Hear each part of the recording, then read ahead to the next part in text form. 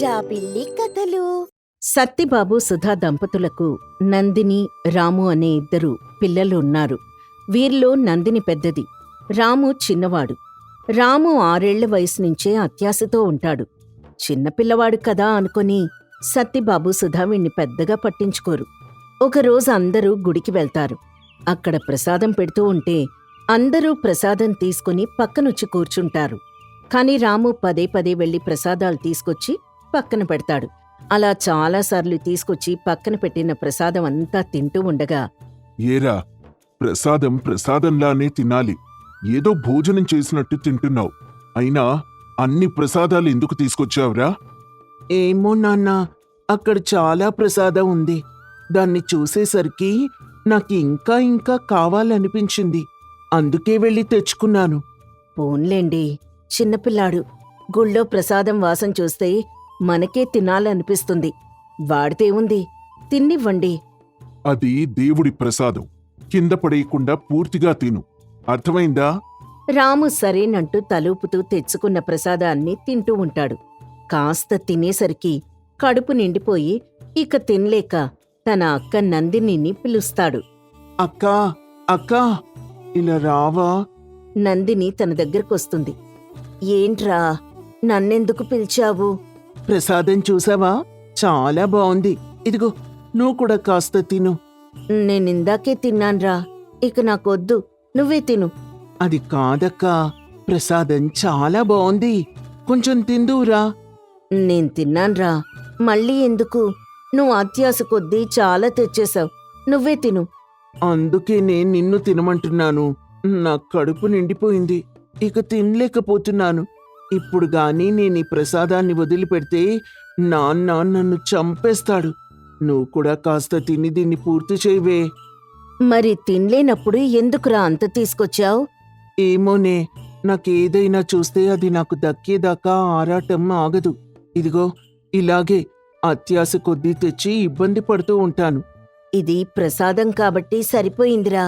అదే మరేదైనా వస్తువయ్యుంటే మనకెంత నామోషిగా ఉండేది.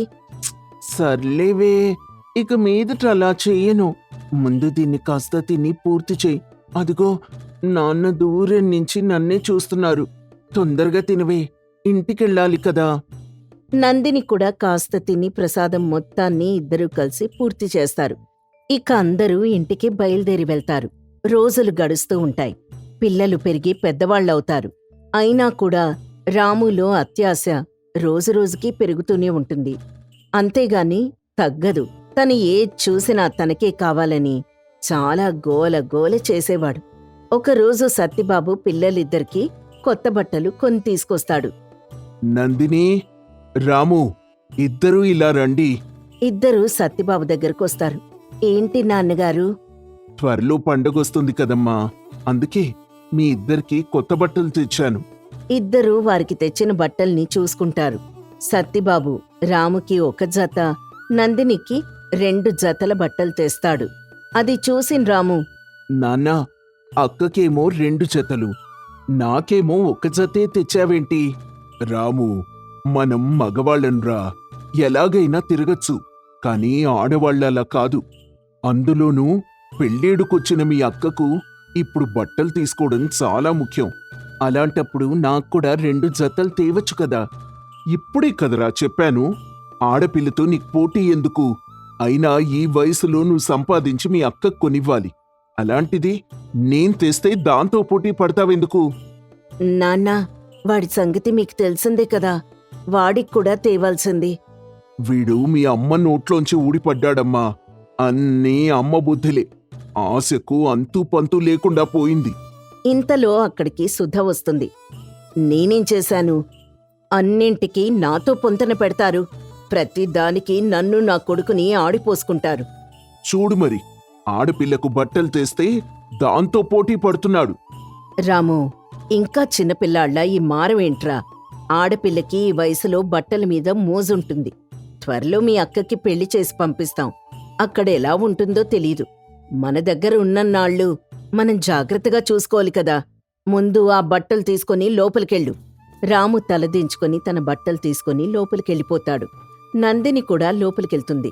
సుధ సత్తిబాబుతో, చూడండి, పిల్లల దగ్గర నన్ను చులకం చేసి మాట్లాడితే మాత్రం నేనస్సలు ఊరుకోను. నేనేమన్నానే ఇప్పుడు? వాడు కూడా నీలానే తయారయ్యాడు అన్నాను.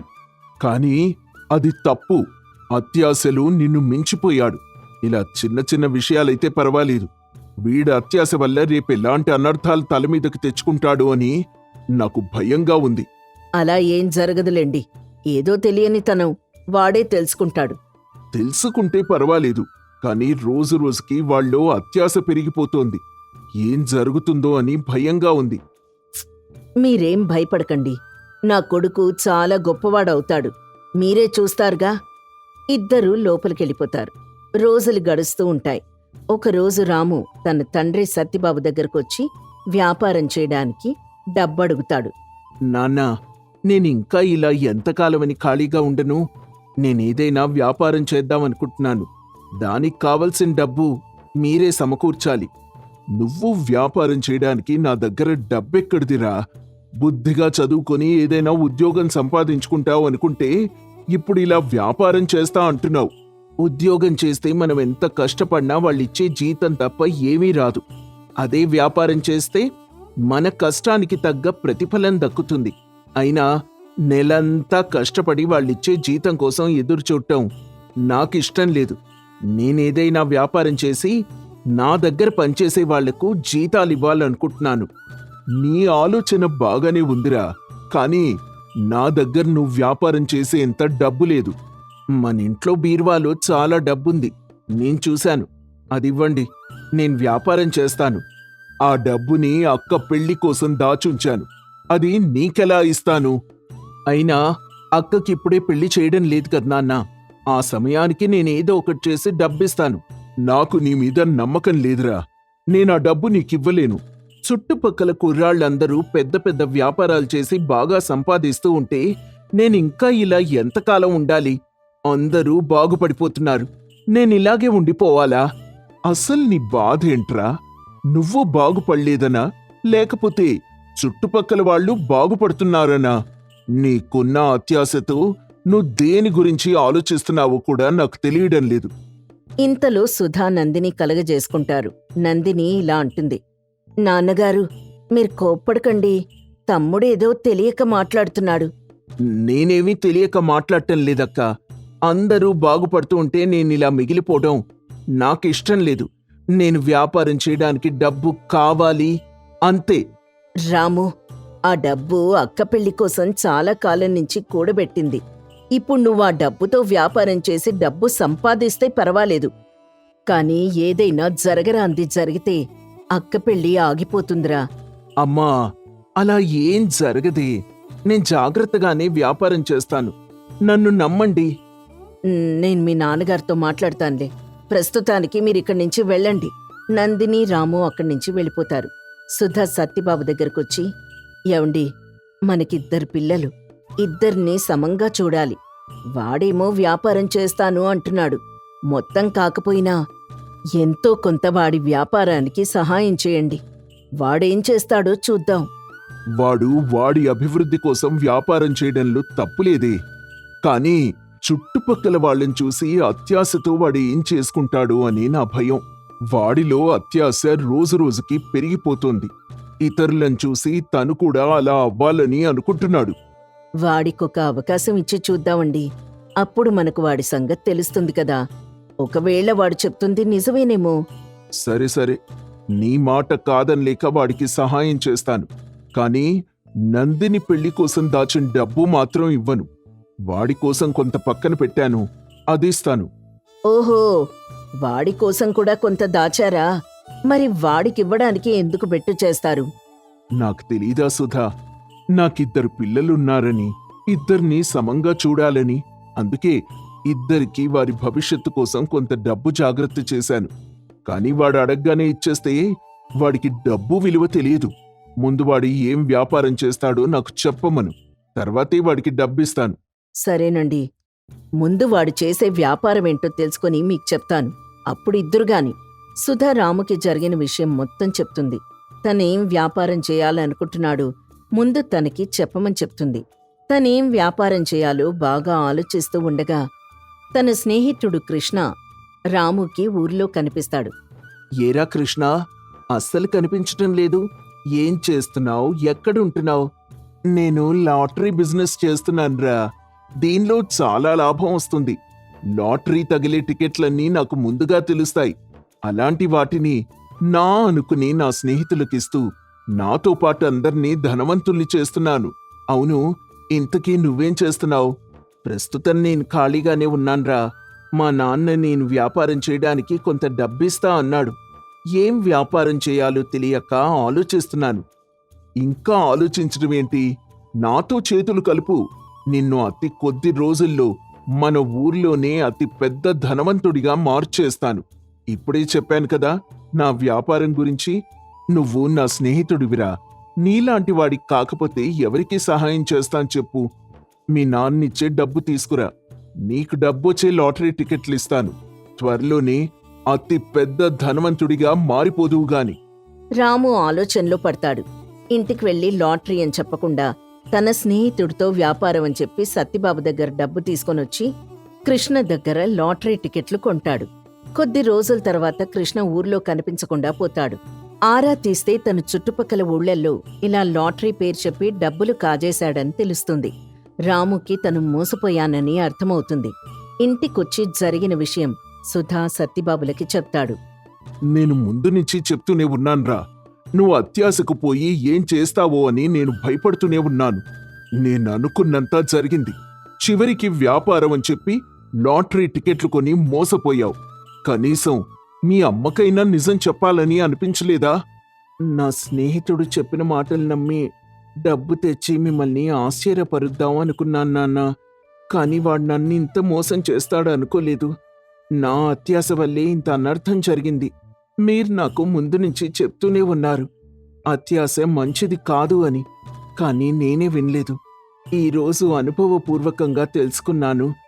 నన్ను క్షమించండి నాన్నగారు. ఇక మీదట అత్యాశకు పోయి ఇటువంటి పనులు చేయను. మీరు చెప్పినట్టుగానే వింటాను. ఏదైనా ఉద్యోగం చూసుకుంటాను. నన్ను క్షమించండి. నాన్నా, తమ్ముడు చాలా బాధపడుతున్నాడు. ఈ ఒక్కసారికి వాణ్ణి క్షమించండి. ఇక మీదట ఏ తప్పు చేయడు. నందిని మాటలకు సత్తిబాబు సరే అని రాముని క్షమిస్తాడు. రాము ఆ రోజు నుంచి సత్తిబాబు మాట వింటూ సత్తిబాబు చూపించిన ఉద్యోగం చేస్తూ తన అక్కని తల్లిని చక్కగా చూసుకుంటాడు. సత్తిబాబు నందినికి మంచి సంబంధం చూసి ఘనంగా పెళ్లి జరిపిస్తాడు. రాము అక్క పెళ్లిలో చాలా సందడి చేస్తాడు. తన తమ్ముడు అత్యాశను విడిచి తల్లిదండ్రుల్ని ప్రేమగా చూసుకుంటున్నాడన్న ఆనందంతో నందిని సంతోషంగా తన అత్తవారింటికి వెళ్తుంది. శివలింగాపురంలో జయమ్మకు పాపారావు అనే కొడుకున్నాడు. పాపారావు కొంచెం మందబుద్ధి కలవాడు. వట్టి అమాయకుడు. ఊర్లో అందరూ అతన్ని తెలివి తక్కువవాడని అల్లరి చేస్తూ ఉంటారు. తన కొడుకు పరిస్థితి చూసి జయమ్మ చాలా బాధపడుతూ ఉండేది. తనుండగానే తన కొడుక్కి ఒక మంచి అమ్మాయిని చూసి పెళ్లి చేయాలని ఆశపడుతూ ఉండేది. కాని పాపారావు అమాయకత్వానికి ఎవ్వరూ పిల్లనిచ్చేందుకు ముందుకొచ్చేవారు కాదు. అమాయకుడైనా కాని పాపారావు కష్టజీవి. ప్రతిరోజు తమ పొలంలో పనిచేసి ఇంటి దగ్గర తమకున్న గేదెల దగ్గర పనిచేసే కష్టజీవి. తండ్రి లేని పిల్లవాడని జయమ్మ అతన్ని గారాబంగా పెంచింది. అయినా తను కష్టపడే స్వభావం కలవాడు. ఒకరోజు ఉదయాన్నే పొలానికి వెళ్తున్న పాపారావుని ఊర్లో జనం ఆట పట్టిస్తూ ఉంటారు. ఎరా పాపారావు, పొద్దున్నే ఎక్కడికిరా వెళ్తున్నావు? పొలానికి వెళ్తున్నాను. పొలానికెళ్ళి ఏం చేస్తావురా? కలుపు తీసి నీరు పెట్టి గడ్డి కోసి ఇంటి దగ్గరున్న గేదెలకు తీసుకొస్తాను. ఇంటికొచ్చాక ఏం చేస్తావురా? గేదెలకు గడ్డి వేసి పాలు తీసి అమ్మకిస్తాను. మరి రాత్రికి ఏం చేస్తావురా? అన్నం తిని పడుకుంటాను. ఈ పనులన్నీ బాగానే చేస్తున్నావు. మరి పెళ్ళెప్పుడు చేసుకుంటావురా? మా అమ్మ నాకు సంబంధాలు చూస్తోంది కానీ ఏదీ కుదరడం లేదు. పెళ్లి చేసుకుని ఏం చేస్తావురా? పెళ్లి చేసుకుని మీరందరూ ఏం చేస్తున్నారు, నేను అదే చేస్తాను అని పాపారావు కొంచెం కోపంగా సమాధానం చెప్తాడు. పక్కనున్న వెంకన్న కలగజేసుకుని, అరే సీను, వాణ్ణెందుకురా అలా ఏడిపిస్తావు? వాడు అసలే తెలివి తక్కువ సన్నాసి. వాడికి కూడా మీరు కోపం తెప్పిస్తున్నారు. వాడు పనికి వెళ్తున్నాడు, పంపించండి. చూడు బాబాయ్, నేను నా పాటికి పనికి వెళ్తుంటే పిలిచి మరీ నాతో కయ్యమాడుతున్నాడు. పాపారావు, నువ్వెళ్ళు, వీళ్ళ సంగతి నేను చూసుకుంటానులే. పాపారావు అక్కడి నుంచి పనికి వెళ్ళిపోతాడు. తను పొలానికి వెళ్లి తన పని చూసుకుని సాయంత్రానికి ఇంటికొస్తాడు. వచ్చి గేదెల దగ్గర పనిచేసుకుని స్నానం చేసి ఇంట్లో జయమ్మ దగ్గరకొచ్చి, అమ్మా, ఆకలేస్తోంది, అన్నం పెట్టవా? జయమ్మ పాపారావుకి అన్నం వడ్డిస్తూ, పాపారావు, నీకు పక్కూర్లో ఒక మంచి సంబంధం చూశాన్రా. రేపు మనం వాళ్ళింటికి పెళ్లి చూపులకి వెళ్తున్నాం. పెళ్లి చూపులా? నేను రానమ్మా. ఇలా పెళ్లి చూపులను వెళ్ళిన ప్రతిసారి నాకు అవమానాలే ఎదురవుతున్నాయి. ఇలా నీకు నేను ఎంతకాలమని వడ్డించగలన్రా? నేనుండగానే నీకొక తోడును చూసి నిన్ను తనకప్పగించి మనశ్శాంతిగా వెళ్తాను. నా బాధంతా నా తర్వాత నువ్వు ఏమైపోతావోనని. ఎక్కడికెళ్ళిపోతావు? నా తర్వాత నువ్వేమైపోతావు అని ప్రతిసారి ఇలాగే అంటున్నావు. నువ్వు నేను లేకుండా ఎక్కడికి వెళ్తావు? ఇదేరా నీతో వచ్చిందంట. చెప్పింది అర్థం చేసుకోలేవు. రేపు మనం పెళ్లి చూపులకి వెళ్తున్నాం, అంతే. మరి పొలంలో పనికి ఎవరెళ్తారు? నువ్వెళ్తావా? రేపటికి పొలం పని పక్కన పెట్టి నాతోరా. పాపారావు భోజనం పూర్తి చేసుకుని పడుకుంటాడు. ఉదయాన్నే లేచి పొలం పనికి బయలుదేరుతూ ఉండగా జయమ్మ ఇలా అంటుంది, ఎరా, నీకు రాత్రేం చెప్పాను? పొద్దున్నే ఎక్కడికెళ్తున్నావు? నేనింకెక్కడికెళ్తానమ్మా, పొలానికి. ఈరోజు పక్కూరు పెళ్లి చూపులకి వెళ్లాలని చెప్పానా? ముందు వెళ్ళి పద్ధతిగా అందంగా తయారవు. మనం పెళ్లి చూపులకి వెళ్తున్నాం, అంతే. అమ్మా, నేను పెళ్లి చూపులకి రానే. ఈ రోజు నువ్వు నాతో పెళ్లి చూపులకి రాకపోతే నేను నీతో మాట్లాడను. నువ్వు రాకపోతే నా మీద ఒట్టే. ఒట్టు గిట్టు అంటూ పెద్ద పెద్ద మాటలు ఎందుకులేమ్మా, నేను వస్తాను అని పాపారావు పెళ్లి చూపులకి తయారవుతాడు. జయమ్మ, పాపారావు, పక్కింటి వెంకన్న ముగ్గురూ కలిసి పక్కూరు రాజయ్య ఇంటికి పెళ్లి చూపులకి వెళ్తారు. రాజయ్య కూతురు రాణి చక్కగా ముస్తాబై ఉంటుంది. పాపారావు జయమ్మ ఇంట్లోకి వెళ్లి కూర్చొని పెళ్లి చూపులకు సిద్ధమవుతారు. అన్నయ్య గారు, అమ్మాయిని తీసుకురండి అనేసరికి రాజయ్య భార్య జానకి రాణిని తీసుకుని వారి మధ్యకొస్తుంది. జయమ్మ రాణిని చూస్తూ, పాపారావు, అమ్మాయి చక్కగా ఉందిరా, కాస్త తల పైకెత్తి చూడు. పాపారావు తల ఎత్తి రాణిని చూస్తాడు. రాణి కూడా పాపారావుని చూసి, నేనతనితో మాట్లాడాలనుకుంటున్నాను అనేసరికి జయమ్మ కంగారు పడుతూ, వాడితో ఏం మాట్లాడతావు తల్లి? నాతో మాట్లాడు. నీకెటువంటి అనుమానం ఉన్నా నేను సమాధానం చెప్తాను. నేను కాపురం చేయాల్సింది తనతోనే కదా, అందుకే తనతోనే మాట్లాడాలి అనుకుంటున్నాను.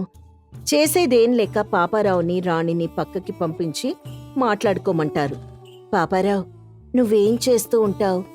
పొద్దున్నే లేస్తాను, గేదెల దగ్గర శుభ్రం చేసి పాలు తీసి అమ్మకిస్తాను. తర్వాత పొలానికి వెళ్తాను. పొలంలో పనులన్నీ చూసుకుని సాయంత్రం ఇంటికొస్తాను. రాత్రికి భోజనం చేసి పడుకుంటాను. మరి ఖాళీ సమయంలో ఏం చేస్తూ ఉంటావు?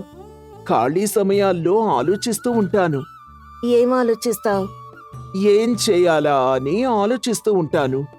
ఆలోచించి ఏం చేస్తావు? ఏమీ చేయను, ఆలోచిస్తాను, అంతే. ఎందుకని ఏమి చేయవు? నేను మా అమ్మ చెప్పిందే చేస్తాను. మరి నువ్వేం ఆలోచిస్తున్నావు? ఖాళీగా ఉండడం ఎందుకా అని ఏదో ఒకటి ఆలోచిస్తూ ఉంటాను. అంతేగాని ఆలోచించి నేనేమీ చేయను, నాకు రాదు కూడా. పాపారావు మాటలకి రాణికి పాపారావు తింగరోడని అర్థమైపోతుంది. సరాసరి లోపలికెళ్ళి, నేనా తింగరోడ్ని పెళ్లి చేసుకోను, అసలు వాడికి ఏమీ తెలీదు అని చెప్పి తన గదిలోకి తను వెళ్ళిపోతుంది.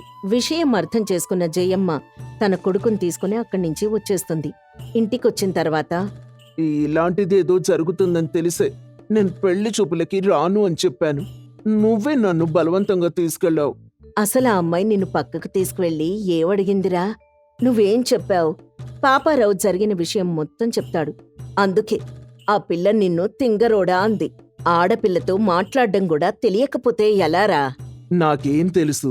నేనెప్పుడైనా బయట ఆడపిల్లలతో మాట్లాడానా? అవునులే, చిన్నప్పటినుంచి నా కొంగు పట్టుకొని తిరిగావు. నీకు బయట లోకజ్ఞానం ఎలా తెలుస్తుంది? సరేలే, ఇది కాకపోతే ఇంకోటి, నీకు మంచి సంబంధం చూసి పెళ్లి చేసేదాకా నేను నిద్రపోను అని పాపారావుకి ధైర్యం చెప్తుంది. రోజులు గడుస్తూ ఉంటాయి. పాపారావు ప్రతిరోజు తన పని తాను చేసుకుంటూ ఉంటాడు. ఒకరోజు పొలానికి వెళ్తూ ఉండగా ఒక అమ్మాయి ఎదురొచ్చి, ఏవండి, రాఘవరావు గారి ఇల్లెక్కడా? పాపారావు తనని కిందకి పైకి చూసి, ఎక్కడు, ఎందుకెక్కుతాడు? ఆయనకి వేరే పనేం లేదా? అయ్యో, నేననేది అది కాదండి. అది కానప్పుడు ఎందుకన్నావు? అయ్యో, నేను చెప్పేది కాస్త వినండి. చెప్పకుండా ఎలా వినాలి? సీత కంగారు పడుతూ, ఏమండి, మీకు రాఘవరావు గారి ఇల్లెక్కడుందో తెలుసా? తెలిస్తే కాస్త చెప్పండి. నేను ఆయన మనవరాల్ని. ఈ ఊరికి కొత్తగా వచ్చాను. ఓహో, మీరు మా రాఘవరావు గారి మనవరాలా?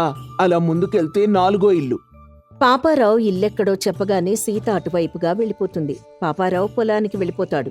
అదే రోజు సాయంత్రం రాఘవరావు జయమ్మని కలవడానికి వాళ్ళింటికొస్తాడు.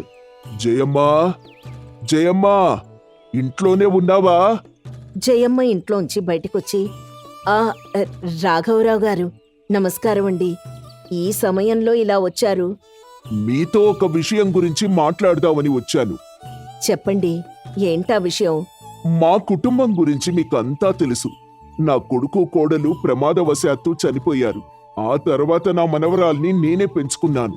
తనిన్నాళ్ళు పట్నంలో చదువుకొని వచ్చింది. తను పెళ్ళేడుకొచ్చింది. తనకి పెళ్లి చేద్దాం అనుకుంటున్నాను. మీ అబ్బాయితో సంబంధం మాట్లాడదామని ఇక్కడికొచ్చాను. మీకు మా మనవరాలు నచ్చితే ఇద్దరికీ పెళ్లి చేద్దాం. మీ మనవరాలు పట్నంలో చదువుకొని వచ్చిందన్నారు. మరి మావాడేమో ఈ పల్లెటూరులో వ్యవసాయం చేసుకుంటూ ఉంటాడు. పైగా మా వాడి గురించి మీకు పూర్తిగా తెలుసు. ఒట్టి అమాయకుడు. మరి మీ మనవరాలికి మా అబ్బాయి నచ్చుతాడా? ఎవరికి ఎవరిని ముడిపెడతాడో ఆ దేవుడికే తెలుసమ్మా. మన ప్రయత్నం మనం చేద్దాం. అంతా పైవాడి దయ. మీకు కావాలంటే పెద్ద పెద్ద సంబంధాలు దొరుకుతాయండి. మా అబ్బాయిని ఎందుకు కావాలనుకుంటున్నారు? ఇందులో నా స్వార్థం కూడా ఉందమ్మా. ఇన్నాళ్ళు అల్లారు ముద్దుగా పెంచుకున్న నా మనవరాల్ని ముక్కు మొహం తెలియని కుటుంబానికి పంపించి తనక్కడ ఎన్ని ఇబ్బందులు పడుతుందో అని కంగారు పడే కంటే కల్లా కపటం తెలియని నీ కొడుక్కిచ్చి పెళ్లి చేస్తే నా మనవరాలు నా కళ్ళ ముందే తిరుగుతూ ఉంటుంది. పైగా మన పాపారావుకి మోసం చేయడం కూడా తెలీదు. కల్మషం లేని మనిషి. అందుకే నా మనవరాల్ని ఇక్కడ మీ అబ్బాయికిస్తే తను సంతోషంగా ఉంటుంది. మీరింతలా చెప్తున్నారు కాబట్టి రేపు నా కొడుకుని తీసుకుని మీ ఇంటికి అమ్మాయిని చూడ్డానికి వస్తాను.